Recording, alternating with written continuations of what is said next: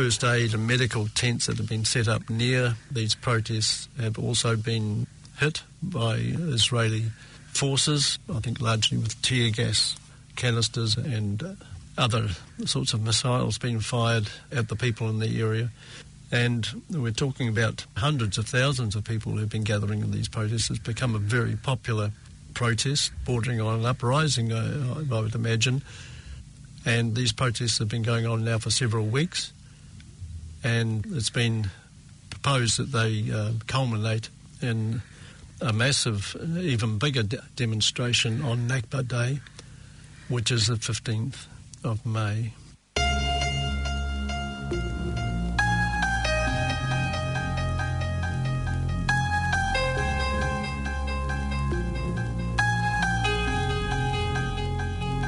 Hi, this is Bruce Lipton, and you're listening to Green Planet FM. Kia ora, greetings, and welcome to Green Planet FM 104.6. I'm Tim Lynch, and I trust that you are doing well. I invite you to stay with me over the next hour as we discuss and find ways to take care of our unique and magnificent green planet Earth. Kia ora and welcome. I'm Lisa Eyre, and this is Green Planet FM. Roger Fowler is in the studio today to speak about Palestine. Roger is a veteran activist and community organiser and played a prominent role in building the local protest movement against the war on Vietnam and apartheid in the late 60s and 70s. He was manager of Auckland's Resistance Bookshop and coordinator of the Inner City People's Union community organisation throughout the 1970s, an active supporter of the protest occupation at Bastion Point and union delegate in the car assembly industry. Roger is now director of the Mangere East Community Centre and organiser of Kia ora Gaza, which has sponsored New Zealand involvement in several international solidarity convoys to break Israel's inhumane siege of Gaza. He has led 2 Kiwi humanitarian convoys to Gaza, which was featured in an interview on Green Planet in 2016. Today we'll be covering a number of topics that include Israel's continuing lethal attacks of unarmed citizens gathering in Gaza, political prisoners and detention of children, house demolitions on the West Bank, author Dr Ramzy Baroud's speaking tour of New Zealand about his new book, The Last Earth, A Palestinian Story, and the upcoming 2018 International Freedom Flotilla to Gaza, which will again include a prominent human rights advocate from New Zealand. Welcome, Roger. Kia ora. Now, when I last looked, 45 Palestinians have been killed and over 7,000 injured by Israeli forces since the Great March of Return protests began on March the 30th. The rallies are part of a 6 weeks protest to mark what Palestinians referred to as the Nakba, or catastrophe, which is, I think, a reference to Israel's establishment in 1948 and when 750,000 Arabs were forcibly removed from Palestine. We've seen a little bit of this on the media, but can you tell us some more about what's happening around this March of Return? I'm not sure if my figures were right either. Well, yes, the figures have risen recently. The last figures I saw as from yesterday, when another 3 young Palestinians were killed in the border protests by Israeli forces. It's my understanding that the death figure has now risen to 52, and there's over 1,000 people have been injured. To one degree to another, some of them quite severely injured, and many of them experiencing quite horrific injuries. It appears that the Israeli snipers who are literally just taking pot shots at, as you say, unarmed civilians who are protesting on the border, the sort of injuries I've been receiving, as I say, have been quite horrific, with what's often called dum-dum bullets. That's hollowed out the heads of bullets to cause quite very serious injuries. So a bullet hitting a limb, for instance, a leg, and it seems to be that many of the injuries are in the leg of those who are injured. It's it shatters the bones in the area and causes a big gaping hole on the other side of the limb, which causes extreme problems for the surgeons trying to repair those sorts of injuries. Well, from my knowledge of Gaza, I wouldn't have thought that the hospital systems could cope with this many people injured. They can't cope, and they're not coping. Even the first aid and medical tents that have been set up near these protests have also been hit by Israeli forces, I think largely with tear gas canisters and other sorts of missiles being fired at the people in the area. And we're talking about hundreds of thousands of people who've been gathering in these protests. It's become a very popular protest, bordering on an uprising, I would imagine. And these protests have been going on now for several weeks. And it's been proposed that they culminate in a massive, even bigger demonstration on Nakba Day, which is the 15th of May. Right. So as this is broadcast, you may have some updates on casualties and things like that. So these people are doing this. They must be pretty desperate. And I remember a figure that we talked about, I think in the last interview I did with you, that Gaza would be uninhabitable by 2020. So it's like the people haven't got much option? Exactly, Lisa. The people of Gaza, by far the majority anyway, are in an extremely desperate situation. People probably know, well, if you don't, the water in Gaza, those who do have access to water, it's undrinkable. I've been there 3 times, and I can attest to the fact that it is a highly unpleasant experience. It's undrinkable, and they have to import water in bottles largely from Israel. So, some people in Israel are making a buck out of the misery that they're inflicting on the people of Gaza. There's 2 million people in Gaza, and the large bulk of them, I think the latest figure is something in the realm of at least 60% are living in abject poverty. And there's something in the realm of 50% are unemployed. And they can't get in, they can't get out. They're sort of locked in this situation. And they're just coping the best they can. They're famous for their resilience, and I can attest to that too. That in spite of the most severe hardships, they pull together. Families pull together. There might be one wage earner in a big extended family, and that wage earner would be really propping up that family. However, the wages don't always come through. In fact, recently there's been a block on most of the wages which come through from via the West Bank and the Palestine Authority, and that hasn't been happening over recent times. And so even the people who are propping up a large family on one meagre wage, often that wage doesn't even appear. When we were in Gaza at one time, we had a whole lot of translators who were helping the visitors, us visitors on the convoy. And they would appear every morning, early in the morning, bright and fresh, the men in suits and ties and looking, pretty well presented. But in talking to them, we found out that these translators, one would assume they're being employed to do this job, they're all volunteers. And so many of the people in Gaza are doing work and doing jobs, but often for no wages. Mm-hmm. So yes, the answer to the question is people are very desperate, and they've suffered extreme bombardments from the Israelis from time to time.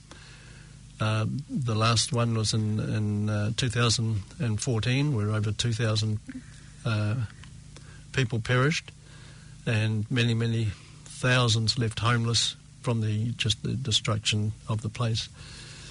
And there's very few of those houses have been rebuilt. So there's extreme poverty, extreme homelessness, and pretty abject and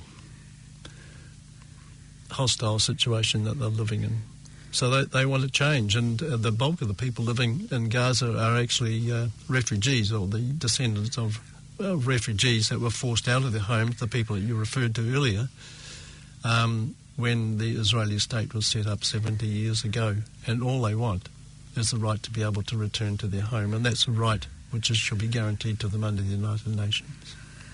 Well, yes, so 750,000 in 1948, and they actually are all still in refugee camps, aren't they? And their descendants are. Yes, not just in Gaza, but refugee camps within the West Bank, within neighbouring countries such as Jordan, Syria, Egypt and Turkey, and all around the places, estimated now over 5 million. Right. So that's, absolutely shattering. And what I can't understand is why is the UN doing nothing about this? I mean, how much power does Israel have over the UN? Because, yes, Britain made the mess, but surely the UN can, is supposed to do something on humanitarian grounds. Yes, but, you're observing quite right. They actually have been doing very little.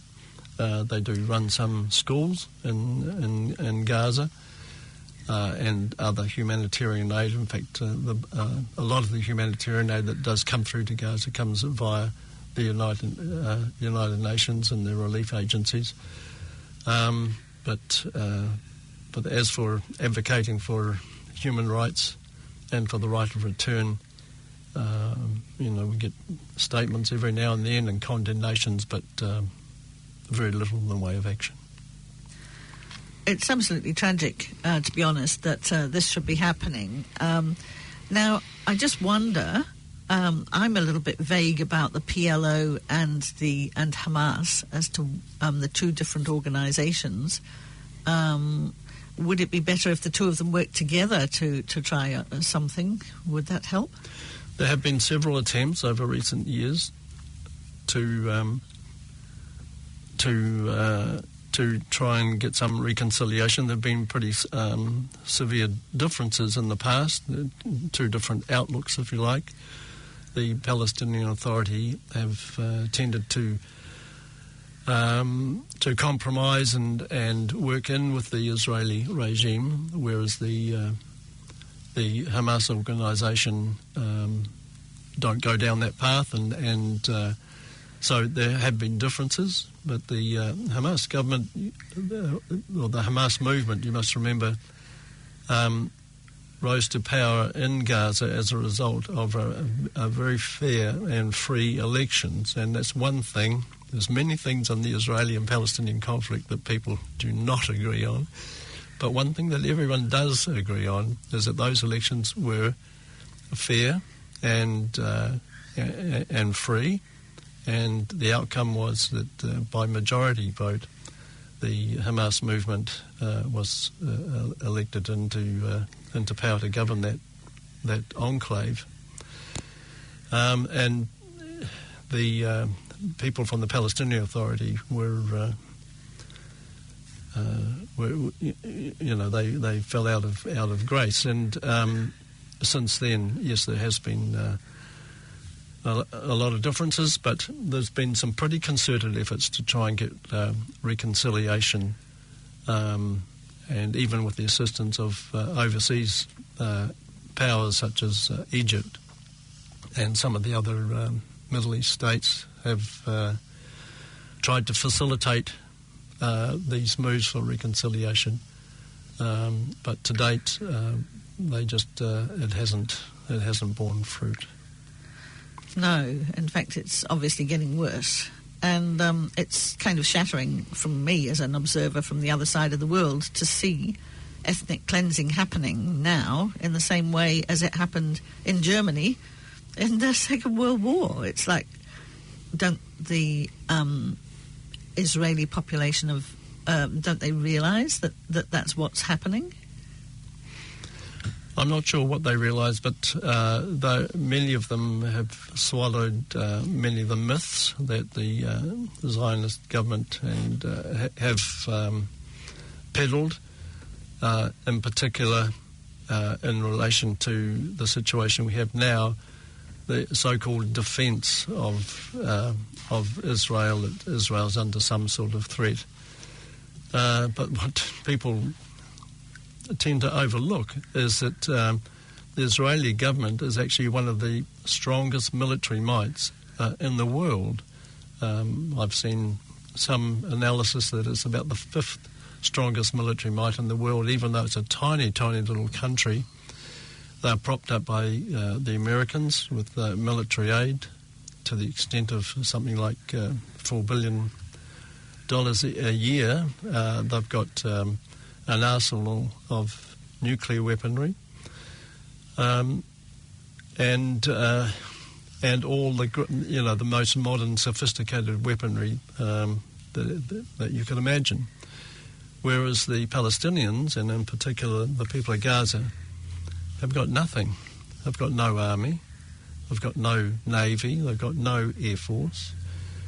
They've got what I would probably refer to as a little more than a citizens' militia, and who try the best they can. But beyond that, they've got very, very little. And as I said, they've got no air force. But there was a time under the auspices of the United Nations that they had an international airport not far from Rafah in the south. But soon after that was opened, within a couple of years, it was completely devastated and bombed out of existence by the Israelis. So we're not talking about any sort of equal playing field, if you like, or nothing like it. And what's happening at the moment is that with the protests and the events happening on the border. The Palestinians there are literally like sitting ducks with the Israeli snipers, with all their sophisticated weaponry and that, just taking pot shots at people. And it's, as I say, as a result, 50-odd have died already just in the last few weeks. Well, I was reading an Israeli newspaper, and they said that they were worried that the Palestinians might break the border fence. But, if they did, then maybe they would have some reason to use tear gas or whatever on the people coming across. But at this stage, they're still on the Gaza side of the fence, aren't they? Yes, and this is a pretty formidable fence. It's not just a barbed wire fence you might see on a farm or something in New Zealand. It's a pretty formidable sort of fence with all the sophisticated electronics and defence systems, and it's patrolled continuously. There's big balloons that are overhead, which have 24-hour surveillance of the area, and not to mention the drones, which are overhead continuously, keeping an eye on the area, plus all the troops and tanks and armoured vehicles. It's ridiculous. What they're doing. I mean, if it was genuine, I mean, they could shoot people away with water cannons, as happens in other places. But perhaps that's not good enough for the Israelis. They as I say, take pot shots and kill people. It's pretty drastic. And I mentioned gas just now because there's some concern that the gas isn't just tear gas. Well, there is deep concern, especially from the medical people trying to help the people who have sustaining the injuries that we talked about before. The Israeli armed forces have been resorting to not just bullets and shells and rubber-coated bullets, but seems to be almost a continuous firing of tear gas canisters into the area. But there is concern. There have been reports of some of these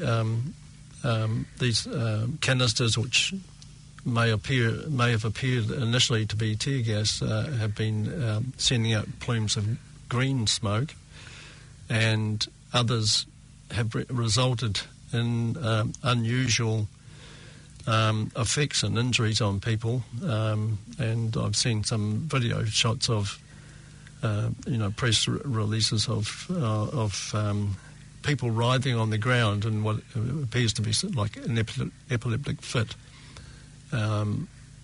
as a result of inhaling whatever gases. Now, it's my understanding that the health authorities have no idea what these gases are.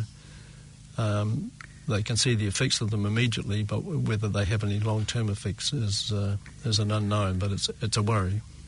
My goodness, if that was in Syria, you'd have the British and the French and the US bombing the place, wouldn't you?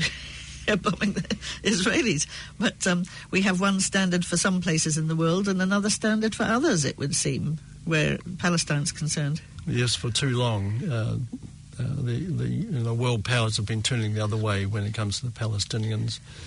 And I believe it's up to us, ordinary people, concerned citizens from around the world, because our governments aren't doing it, to take a stand and say enough's enough. And that's what we're trying to do here in New Zealand with the Palestine Solidarity Network. And Kia Ora Gaza is reaching out to the Palestinians. We want to hear their voice. Not only has there been little concern about their plight, but there's been very little heard of from their voices of what they want to say. And we've been bringing out to New Zealand speakers, especially the Palestinian speakers, who can give some voice to their struggle. And at the moment, we're in the next few weeks we'll be bringing out Dr Ramzy Baroud, who's a Palestinian author and commentator, now residing in the United States. He comes from Gaza, actually from one of the main refugee camps at New Sairat, which is not too far away from the area where the troubles are at the moment. He's on a world speaking tour, really promoting his new book, which is called The Last Earth: A Palestinian Story.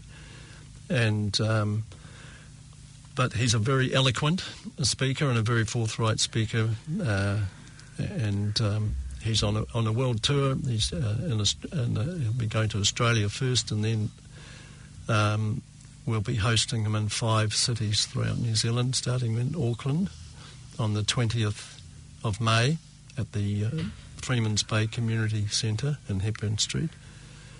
At 7 o'clock? No, 7 o'clock indeed. And then he'll be travelling to Hamilton, Wellington, Christchurch and Dunedin.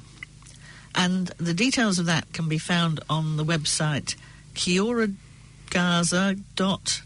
That's the one, kioragaza.net, and also on the Palestine Solidarity Network websites and Facebook. Facebook, Kia Ora Gaza on Facebook. You might like to join that group too, if you like to get the information as to what's actually happening, because I keep an eye on that. And it was really my feeling that the people in Palestine are putting themselves up for all this absolute, serious situation because they feel so strongly about what's happening to them, and they're doing that in order to get publicity for their plight. And so that's why I asked Roger into the studio today to do my bit in getting publicity for their plight. So it is important, and I think it's also important not to turn it into a racial thing and keep it politically about one country and another group of people, because they haven't got a country, the Palestinians. But I think it's very important because there's actually quite a large body of Jewish people who are actually understanding what's happening, are ignoring the rubbish that they're being fed, the lies that they're being fed, and actually looking at the situation and saying, gosh, I'm not happy about this. Yeah, quite rightly. It is not a racial issue. It's not a religious issue. It's got overtones, which some people, especially who promote the Israeli cause, try to accentuate. But in fact, that's not what it is about. What it's about, it's a situation of basic human rights for Palestinians to be able to enjoy human rights just like anybody else. But it's impossible to do that over what, in effect, is a colonial settler regime. And, when colonial masters try to enforce a colonial settler regime, as we had here, some time ago, it becomes impossible for people to have human rights as this abnormal situation is enforced upon them. So that's what it's all about. There's no reason on earth why that little area of Israel, Palestine, can't be shared by the people who live and work in the area, just as they have been for thousands of years. Palestine is often referred to as the Holy Land, and it is the Holy Land to the three great Abrahamic religions, who see this area as extremely important. So that's the Jewish, the Christians, and the Muslims. Exactly, yeah. And for thousands of years, people who belong to those different faiths and live in that area have got on basically really well. There's been intermarriage, people respect each other as neighbours and workmates, but that's changed in 1948, 70 years ago, when the colonial masters of the day, the British, helped to set up what they called Israel, or Israeli state at that time, and enforced that colonial regime on the region, and forced a large bulk of the Palestinian people, as you say, nearly 750,000, forced them out of the area, and the consequences are being manifest today. Yes, well, colonialism or empire is a massive issue. I mean, we've got the US doing empire building at the moment, and the British have made absolute tragic messes throughout the world in many, many countries, including New Zealand. And so, it's time to change the mindset, I guess, of this sort of situation. And in New Zealand, we've really tried hard to make amends. I mean, there's still a long way to go, but I feel that there's a general feeling in New Zealand that we have to make amends for what happened before. So if we use that mindset and apply it to what's going on in Israel, Palestine, then we can really understand and feel how it would be for Palestinian people. I mean, I was talking to somebody the other day, and I said, well, just imagine if Maori suddenly said, okay, well, your nice new house is going to be ours now, and you can go and live in the refugee camp down the road. How would you feel? And there was a rather shocked expression on their face. So some of the children in Palestine, some of the children there are pretty angry. And there's one that's been in the news a little bit, a 16-year-old that screamed at one of the guards there, or the soldier at the wall, was it? And now she's had to go to prison, is that correct? You're referring to Ahed Tamimi? I forget her name. Tamimi, sorry. Yep. Yeah. Well, the situation there was her home had been entered into by Israeli soldiers many, many times in the middle of the night, and harassing the family, arresting members of the family. Many of the members of the family who are well known for standing up for themselves and for their village, in the West Bank. And one of her cousins had just, previous to this particular incident, had been shot in the head by the Israelis by a rubber bullet which had severely damaged his head and hospitalised him. And I think it was perhaps part of a result of that and the intrusions, the repeated intrusions and ransacking of their family home. She gave this one particular soldier an earful and even slapped him on the face. And as a result of that, she's been treated like some sort of criminal and locked up. But there's been a massive movement around the world in support of her. Again, she's unarmed. She's pretty stroppy, but I think in those circumstances, anybody would be to stand up for themselves. And she's in prison, but largely, I think, as a result of the international support for her. Even here in New Zealand, we had a big demonstration in Auckland and some of the other centres at the time earlier this year. That she's, I understand, she's likely to be released earlier than was expected, possibly even around about July of this year. Still, putting a 16-year-old into prison for a year is not a... Oh, no, it's totally unacceptable. But what I'm alluding to is that what I was touching on before is international pressure can change these situations.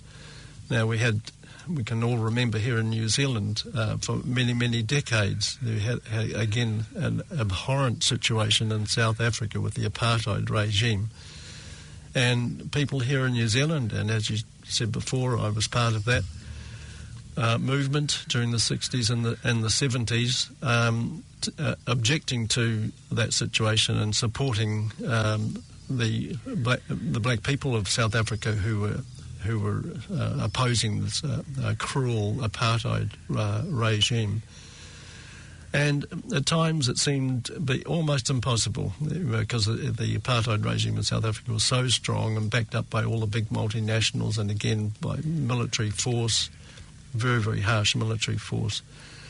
And but that movement built up and the strength of the people in South Africa likewise built up to the extent that eventually they just couldn't do it anymore. And here's who was labelled the worst terrorist in the world, has been languishing in prison for 20-odd years, was released and became one of the most respected world leaders, Nelson Mandela. How things can change. And again, with the Israel-Palestine situation, very similar in many ways to apartheid South Africa. Again, it seems to be an impossible dream to change it. But I believe it is changeable. It's a man-made situation, and it's not some sort of natural disaster. It's man-made, and it can be unmade. And I believe that's our job. It's one of the most urgent tasks that facing people, especially those who uphold human rights, to correct this situation, because it's so pivotal. It's pivotal on the whole region. I believe that until there is peace and justice in Palestine, there can actually be no peace in the Middle East. It's that pivotal. I totally agree with you. And if there's no peace in the Middle East, there can be no peace in the world. So it's imperative for us, even on far-flung New Zealand, way down the bottom of the Pacific, to do our bit, and we can, and often it's said that New Zealanders punch above their own weight, and I believe we can do that here on the situation too. It can't go on forever, but we can be part of making that change and bringing it about as soon as possible. Well, we certainly believed that in the late 60s, early 70s, with nuclear-free New Zealand and the apartheid movement, because I was part of that too. So, maybe sometimes people can listen to us aging hippies and take some note, because we did. We had a lot of people out there and a lot of people talking about it, and suddenly the 100th monkey thing happened. It was like, once we got the conversation enough into the conversation, then flip, and suddenly everybody was with us. And I think that this is what we need to do now. We've got to get that conversation out there as much as possible. Those that believe in morphic resonance will understand what I mean when I'm saying the 100th monkey, and getting that out into the universe, get the conversation out there, and stand up to the injustices, because, you know, New Zealand can punch above its weight in more than just rugby. I'm Lisa Eyre, and this is Green Planet FM, and I'm interviewing Roger Fowler on the situation in Palestine, the drastic situation in Palestine, and how we need international pressure to correct this. I was going to ask you about the prisoners generally in the Palestinian prisoners, because there's an awful lot of political prisoners there, aren't there?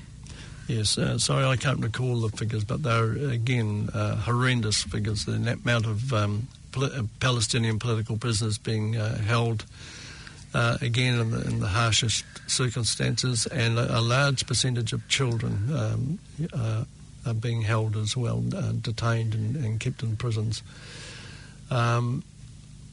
And with pretty severe restrictions on, like, visiting rights and access to medical help and stuff like that. That's pretty bad, really. There again, human rights, and also demolition of houses. Now, that's another thing that sort of concerns me and upsets me is this whole settlement movement, just insidiously taking away the land. And if you actually Google a map of Israel-Palestine, up comes one of how much was Israel in 1946, which was not very large, what the British arranged in the first place. And now, if you look, it's massive in comparison. Yeah, and again, it's very similar to the apartheid South Africa situation, where a lot of the a lot of the Palestinian areas have been cut off from their own neighbours, from other areas, from townships, with the massive wall which curls all around these villages and areas on the West Bank, and cutting off people from each other, and enforcing the settlements that you've just outlined, and taking over Palestinian land. It's actually no longer subtle. It's becoming pretty widespread and very brutal. That people can literally wake up in the morning and find there's bulldozers and diggers outside, and with enforced by the military, and people forced out of their homes, and the homes are more or less instantly demolished. And this sort of stuff's happening, and has been happening for some time, but seems to be increasingly more happening more and more. Against all agreements from the previously agreed to. And there's a movement called which is actually headed by Israelis, called the Israeli Committee for the against the demolition, against house demolitions, and they actively, often when houses are demolished, they'll come along and rebuild the houses, and some houses have been rebuilt even 100 times. And many of them dozens of times. One of the leaders of that movement was Jeff Halper, and we hosted a visit to New Zealand, a speaking visit of him a few years ago, and that was very illuminating, and again highlighted what we were talking about before, that there are there's a lot of really good and righteous Israeli people who find the treatment of the Palestinians, once they understand absolutely abhorrent, and many of them taking, just like Jeff Halper and his movement, taking a very, very brave stand. There's a lot of young people these days, Israelis, who refuse to be conscripted. They've got conscription in Israel, who refuse to be conscripted, and they're languishing in prisons too. And so... And it splits families sometimes too, yes, doesn't it? Yes, yeah. That's a situation. But you've got to look at the trends. As I said before, it can't happen. This can't go on and on forever and a day. And more and more Israelis themselves are understanding the situation, and more of them are taking a stand and opposing their own government. Well, I was kind of interested hearing last night on Al Jazeera that Trump has said that they're not going to move the Israeli embassy to Jerusalem until Israel withdraws from about 3 areas of eastern Jerusalem, 3 or 4 areas, one of them which was a bit contentious too. So if that actually happens, that's going to make a few people think, isn't it, that, how come the Palestinians weren't allowed to go into those areas or were being kicked out of those areas? Yeah, well, who knows with Trump? I mean, it may be posturing, and, he's talking about 3 or 4 areas, but there's hundreds of areas in the situation. And he's already pledged to move the embassy to Jerusalem, and some other countries have followed suit. And so what happens there, I don't know what's going to happen there, but I just sometimes wonder if it's just posturing. However, it does kind of make... it's leading the world in that saying, hey, well, you're going a little bit too far. That's almost like accepting that Israel's going too far. And so from that perspective, I was quite pleased. So let's hope that he sticks to his word on that one. Oh, yes, even within the, top circles in the United States, they've often been, tutting about the excesses of the Israeli regime. But, again, what we were talking about before, they don't do anything about it. It just seems to go on and on and on, but it can't go on. It's got to stop. Well, it's very difficult because Israel is, as you say, a nuclear power. But the interesting thing is the Israelis don't have to open their nuclear arsenal to the IAEA. But if that was Iran or North Korea, there'd be an almighty big fuss. But for some reason, they don't have to do that. Yes, yeah, there are different rules for different people, and same comes, in different aspects of the Israeli situation. That human rights for some, but none for others, and we've got to get together and put a stop to this. Yes, and I also from the news yesterday, there's an enclave in Syria that's currently been taken over by ISIS, and that's being bombed. So even the Palestinians outside Palestine are still having a hard time. They are indeed. Yeah.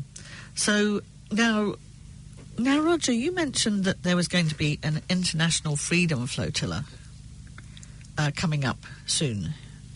There is indeed. This is in the wake of previous flotillas trying to break Israel's illegal and very cruel naval blockade of Gaza, where, literally no vessels are allowed in or out of an area, which they deem to be changes from time to time. 3 kilometres or 6 kilometres is the furthest that the Gazan fishing boats can get out, but no other boats can get anywhere near the place. And there'll be a flotilla this year in a few months' time, and Kia Ora Gaza is a part of the Freedom Flotilla Coalition, which is an international body made up of about representatives from about 20 different countries. around the world. And we will have a place on one of the boats. There's 4 boats going in this flotilla. The lead boat is a former Arctic fishing trawler, which has been converted to accommodate up to about 30 passengers and crew. And we'll have one person on that boat. We will be announcing who that person is at Ramzy Baroud's meeting in Auckland on the 20th of May. That person is a prominent human rights advocate, and we believe that that person will do a good job, represent New Zealand well, and be able to come back and tell the story. On the previous flotilla, it was a women's flotilla, wasn't it? And Marama Davidson, who is now the co-leader of the Green Party, went. Yes, she did indeed, and did a fantastic job with the other women from all around the world. They highlighted the situation of the naval blockade of Gaza, which sometimes Israel pretends doesn't exist, but of course it does. In fact, they enforce it very, very rigidly, culminating in 2010 against the horrific attack on another flotilla of 6 boats headed by the Mavi Marmara, where the commandos boarded those boats, and in the middle of the Mediterranean Sea in international waters, knowing full well that it was totally crewed and the passengers were all civilians, and they shot and killed 9 people. Another died soon after from his wounds, and many others were injured in that shocking attack, which did indeed outrage people all around the world, including here in New Zealand. We had big public meetings, and it's really from those public meetings that Kia Ora Gaza was formed soon after in 2010, and the response to that from the people who are concerned around the world was to organise a big land convoy to Gaza, and so we sent 6 New Zealanders on that convoy, and we purchased 3 ambulances, all packed full of medical aid. My ambulance had 16 wheelchairs in it, plus several pallets of penicillin and other medical goods as well. And altogether there was about 140 ambulances and trucks that succeeded in travelling from 3 different sources, from the Gulf states, from the North Africa, and also from London, where we set off from, driving through Europe, ending up in Syria. This is before the troubles in Syria in 2010, and finally by vehicular ferry down to El Arish in Egypt, and we managed to drive up from there and into Gaza to a tumultuous reception. It almost seemed like the whole of Gaza came out to welcome us. It was unbelievable. But in itself, it blew away another lie, the lie that the Palestinians have been told many decades, that no one gives a damn about you, we can do what we like. And all of a sudden, a parade of vehicles, nearly 150 vehicles up through the main street, which goes up from one length of Gaza to the other. It's only 40 kilometres long. Normally, it might take half an hour to travel that distance. It took us nearly 2 hours trying to manoeuvre through the throngs of the people that were welcoming us, often in tears of joy. Since then, we joined another flotilla and with a similar, another convoy with a similar response. But in the years since then, a Sisi government, which is a military government, has put a stop to all that, and it's almost in Egypt. Sorry, yes, and which is again enforced rigidly the containment and the restriction on entry to and from Gaza. So since then, we've focused on the flotillas, and as I said before, part of the flotilla coalition. We sent a Māori television crew on a previous flotilla 2 years ago, Marama Davidson, and this year, we'll have another Kiwi, at least one Kiwi, on board the flotilla heading for Gaza. And again, we believe that by challenging and bringing it to the attention of the world, that eventually this terrible situation will change, and will only change by people challenging it. Well, let's hope the people going don't get shot. I think it was mostly Turkish people that were shot at the previous one. Yes, in 2010, one had an American citizenship as well, but they were basically of Turkish extraction, which I think most of the people on board were, or a large percentage anyway, were Turkish. And having been married to a Turk for a long time, I'm very aware of the general feeling in Turkey of support for the Palestinians. Oh yes, right, throughout the whole region. There's a very strong empathy, and especially in Egypt, and which I found when I was there last time. Now, Dr Ramzy Baroud, he's going to also, as well as talking on May 20th, he's actually going to speak at a rally, isn't he, on May 19th? Yes, on May 19th, the Palestine Solidarity Network, of which Kia Gaza's an integral part of, we're holding another demonstration or rally in support of the Palestinian cause for the right of return, which is the focus of the border demonstrations over there at the moment. And Nakba Day, which is the day that Palestinians mark the period in 1948, where people were a mass expulsion of Palestinians from their land. And that's traditionally, and will again this year be, as I said, be held in the region, and we'll be marking it on that day, on the 19th. And we've invited Ramzy Baroud to speak at that rally. So where is that rally taking place? That'll take place in Aotea Square in Auckland at 2:00 on the Saturday, the 19th of May. Right. So I think that's an important one for us to make it a big one. We would like a big turnout there. This is one day, where it would be good if people got together and made it clear that New Zealand is, where we stand on regard to human rights and the right for people, Indigenous people, to live freely in their own land with justice.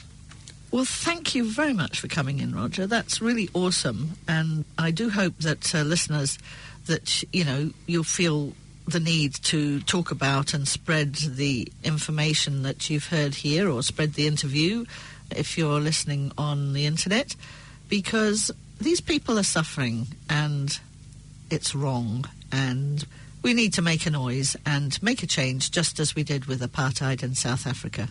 So thank you, Roger. Thank you very much. Lisa. Yeah. This is Green Planet FM, and I'm Lisa Eyre, and I've been interviewing Roger Fowler on this shocking situation that the Palestinians live with every day. Now, Saturday, the 19th of May, Palestinian author Dr Ramzy Baroud, he'll be speaking at the Nakba rally, 2 p.m, Aotea Square, Queen Street. So Nakba meaning catastrophe. And Ramzy Baroud has written a book on The Last Earth, a Palestinian Story, and copies of that will be available at his talk on Sunday, May the 20th at 7 p.m. at the Freeman's Bay Community Hall, 52 Hepburn Street, Auckland. Now, he's also speaking in 4 other centres in New Zealand, and for those details, you can go to the website kioragaza.net. That's KIAORA Gaza, Gaza, .net. There's also a Facebook page with that name that has details as well of public talks throughout the country and the free one on Sunday the 20th of May. This interview was sponsored by the Awareness Party. You have been listening to Green Planet on Planet FM. Join us at the same time next week, 8 a.m. Thursdays, or any time online at greenplanetfm.com.